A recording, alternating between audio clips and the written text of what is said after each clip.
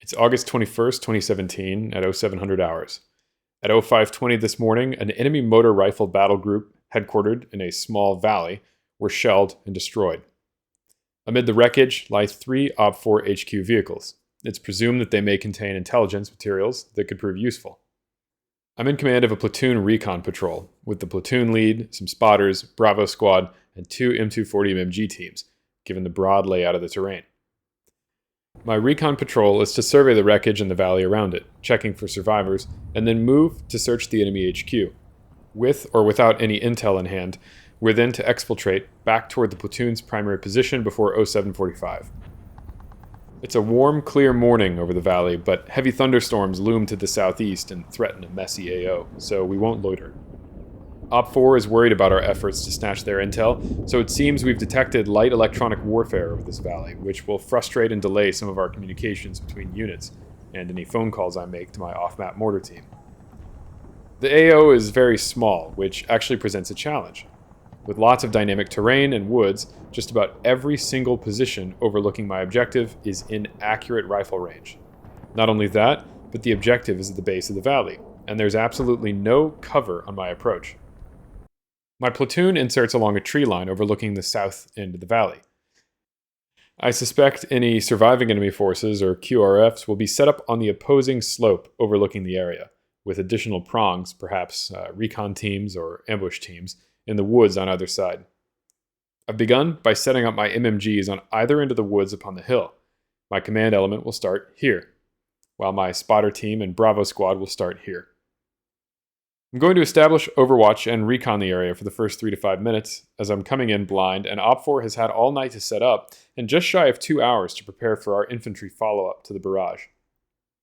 Once I'm content with what I see, I'm going to make select use of my off-map mortars, shelling any strong points, and then laying down a smoke barrage to help lay out the carpet for Bravo 1 and Bravo 2, as they leapfrog into town across perilous terrain. Once their move starts, I'll open up on any enemy strong points with my MMGs, also being sure to suppress potential entrenchments as well. Bravo will sweep the enemy command point, and if no intel is discovered, then I'll be forced to extend them further toward the lone enemy command vehicle located here. But I hope it doesn't come to that. After I've scoured for intel, I'll peel back toward the south edge of the AO and retreat, and I'll tally casualties. Kicking things off, platoon lead actually spots an enemy spotter team opposite the objective. They're silhouetted against a flat farm plot and only partially obscured. Not a great hiding spot.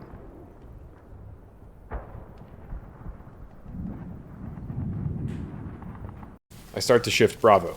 They're still in defilade from the enemy spotter, but I want them in an easy position from which to charge. 7 minutes have now passed. I'm past the point at which I should have started acting, but I'm getting cold feet. I figured we should have seen something by now. Something more useful than a single spotter.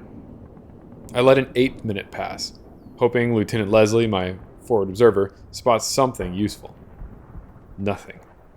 An eerie silence lingers over the valley. My FO calls a preemptive linear mortar barrage on the concrete buildings on the ridge opposite me. It'll take 3 minutes, so in the meantime I start creeping squads into position. Whatever's out there, I've got a bad feeling it's trying to surprise me. So, if I can respond with fire superiority when it happens, I should improve my odds. As Bravo moves, an enemy MG and AGS grenade launcher open up. This isn't something that fire superiority can solve from this exposed line of sight, so I peel Bravo double time.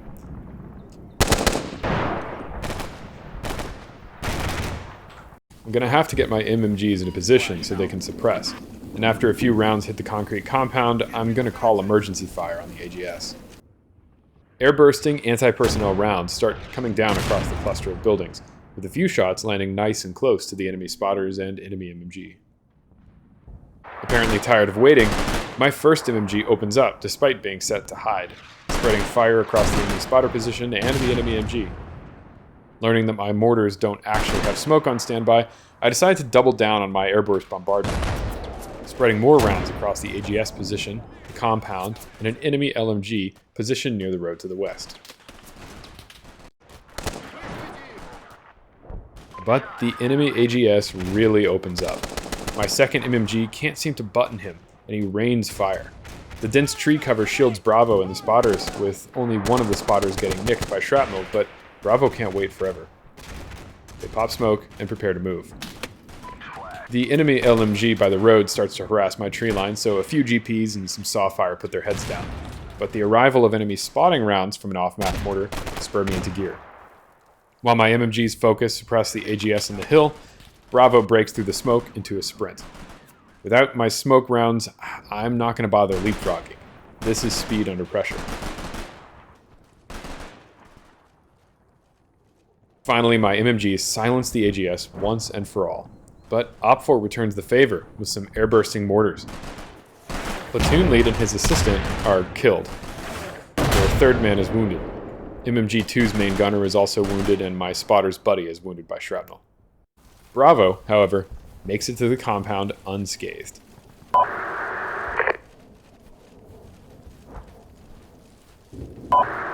Recovering quickly from the suppression, my MMGs spool up again, showering the enemy spotter position to complicate their mortar spotting, while my remaining spotter tasks a precision strike on the woods by the AGS, just in case some nearby troops decide to commandeer it. Meanwhile, in defilade from any direct fire, Bravo sweeps the HQ, collecting more intel and scouring the wreckage. Given the relative freedom to act down here, and my overall fire superiority with the AGS and enemy MG gone, I push Bravo to collect the final intel from the exposed MTLB on the hillside. Bravo actually manages to send a little enfilade fire across the spotters, taking them down before retreating.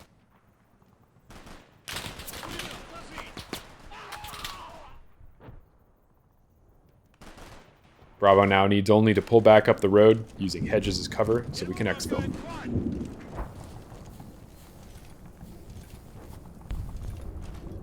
Mission complete. Intel recovered, and I minimized casualties to acceptable levels, though they shouldn't have been necessary. For fear of lifting my base of fire too early and losing Bravo, I lost men on the hill to mortar fire instead. I could have held my base of fire while peeling teams away from the mortar rounds one by one, staying mobile while also not losing volume of fire. I also didn't kill as many OPFOR as I could have. I killed 5 and wounded 2 of the 12 that they had. If the AGS hadn't kept me suppressed for so long, I likely could have used my mortar more. Still, out of 1,000 points, I nabbed 900. What should have been an easy early morning run over the valley turned into a lesson. Even a single enemy-emplaced weapon can waylay plans and turn an entire platoon element upside down. I also missed a critical spot. The hill the AGS was on would have been a prime position for a base of fire. I should have noticed that from the start. The intel we gathered suggests 1 or more OPFOR anti-air batteries are moving into the area overnight to challenge our airspace. This next operation will be to close in on those coordinates and knock out the AAA. 2,300 hours later that day. With a little leapfrog in our chain of command after my lieutenant's death by airburst, I've placed Lieutenant Heller in command of our cavalry recon squadron. He's apparently a natural, with his +1 to leadership. The day's warmth does not fade as the sun sets, and my recon group is inserted into the AO. Intelligence indicates that the enemy AAA will be entrenched here by this farmstead. It's an out-of-the-way little area along a farm-to-market road just past a river crossing. Shortly after dusk, a 3-man light recon team crept into Overwatch. For about 3 hours, they've monitored the field and confirmed at least 2 AAA, as well as a line entrenchment running the width of the abandoned farm plot. I'm rolling with my platoon HQ, 3 scout sections, and an infantry section. For the purposes of this mission, I'm merging them into 2 squads, Alpha, consisting of 2 scout sections, and my headquarters team, located here along the riverbank in deep, swampy scrub, and Bravo, with my infantry section and my 3rd scout team. This equally splits my strategic assets between squads. Each team has 2 javelin launchers to take out the AAA, as well as 1 laser designator. Alpha, the closer squad, proximity-wise, also has 2 good old AT-4s in case we need to go mano-a-mano. The plan is for Alpha to creep up the riverbank at snail's pace. If OPFOR is out on a night patrol, we're at risk of running into them danger close, so we're going to be crawling in 10 to 20 foot increments. Meanwhile, Bravo has the room to stretch their legs more, so they'll hustle northward through the woods. Near the road, there's a large depression in a field, some old bomb crater or something. They'll advance into the depression and pop up on the far end, with a dense forest as their backdrop. My squads are rolling nods, and I'm hoping OPFOR isn't. But once we make contact, I'm going to have Alpha hold a base of fire from the riverbanks, while Bravo opens up from the ditch, and then makes for the bridge. From the area around the bridge, they should have eyes on the backside of the farm where the AA is. Then Bravo will peel back to the depression, put a bit more fire out, and fully retract into the woods. After they've broken contact, Alpha will peel team by team and continue a sort of bounding retreat or peel to the extraction point. Alpha begins to move forward at gradual pace toward my embedded scout team. Bravo steps off at a jog. It takes about 8 minutes for them to close on their destinations, and the scout team lays low in the meantime, doing what spotting it can from a concealed position overlooking the farmhouses. Very suddenly, one Russian fire team overlooking the farm fields hops their barrier wall and takes off straight toward my scout team. Either they've soft-spotted me and are investigating, or they chose a really opportune time to patrol right into me. Bravo, meanwhile, needs to push into its flanking position. But as Bravo starts its fire team bounding to the crater, slowed by the incredibly dense plant growth in the area, their base of fire team spots a Russian PKM patrol heading right toward them on the road. The Russian movement here is erratic. They're either nervous or they're tipped off to the presence of my forces in the AO. Bravo opens up. And for whatever utterly insane reason, Bravo 2 decides to throw a javelin at the Russian squad. This certainly achieves fire superiority, and the Russian squad breaks into retreat, taking GP fire and accurate rifle shots. But I'm down a javelin missile now.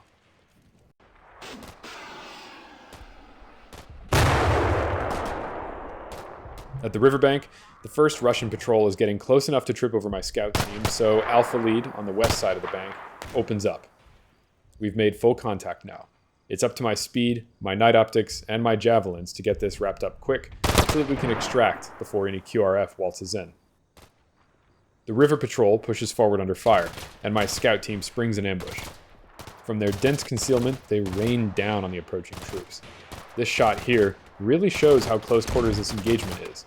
But with the element of surprise, Alpha maintains dominance over the fight, so it isn't even really an exchange, and the patrol folds.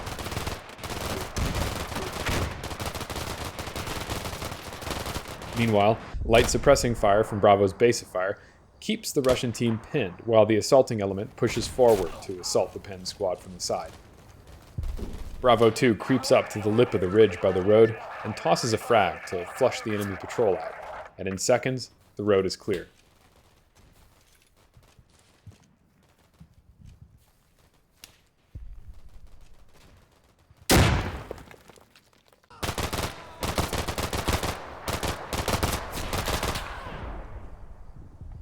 Now that Alpha has linked up with the scouts, they patrol through the remains of the enemy river patrol.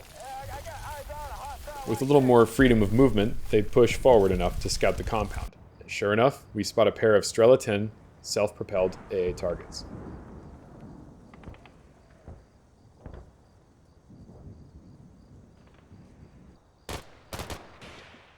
Bravo continues to bound toward the bridge, now free of contacts, while Alpha spots and engages another patrol. When at the bridge, Bravo acquires a yet unseen Strela AA platform and torches it. 1 down, 2 left. A firefight ensues. Defending Russians pick up on Bravo's flank and trade fire. One of Bravo's teams spots another Strela and dispatches it too. Bravo 1 FTL takes a grazing wound, however.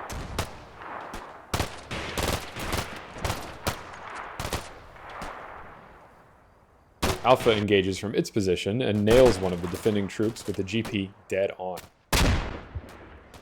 As we close our grip on the defensive position, all teams open up on a central Russian strongpoint, and in the fray, Alpha is able to get the last javelin off through a narrow gap in the trees from across the river.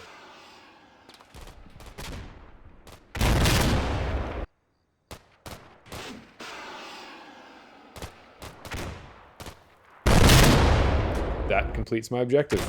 Time to extract.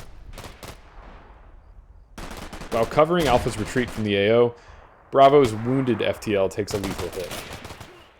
The firefight continues. Now that we have the defender's attention, movement around the AO is far more difficult. But after all teams are accounted for, we pull back. The jog is exhausting, and each team is dragging their feet by the end.